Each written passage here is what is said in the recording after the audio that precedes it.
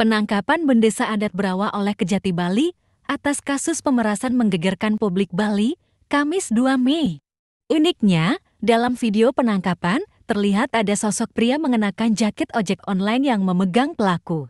Tentunya ojol tersebut cukup menarik perhatian. Usut punya usut, sosoknya sudah tidak asing lagi dalam jajaran kejaksaan di Bali. Dia adalah anak Agung Jaya Lantara.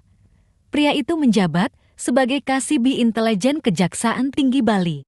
Sebelumnya, ia sempat menjabat sebagai Kasih Intel Kejaksaan Negeri Buleleng. Informasi yang Bali Express Jawa Post Group himpun, Jaya Lantara memilih jadi ojol saat penangkapan karena keberadaannya bisa ditemui di mana saja. Bahkan, jaket ojol dia meminjam dari ojol asli yang sedang mangkal di jalan-jalan. Misi penyamaran yang dia lakukan terbukti berhasil. Hingga akhirnya berhasil meringkus KR di Kasabunga, Renon, Denpasar. Seperti diberitakan sebelumnya, Kejati Bali melaksanakan operasi tangkap tangan terhadap Bendesa Adat Brawa KR. Lantaran diduga memeras pengusaha berinisial Aing yang hendak berinvestasi di Desa Adat Brawa, Kuta Utara, Badung.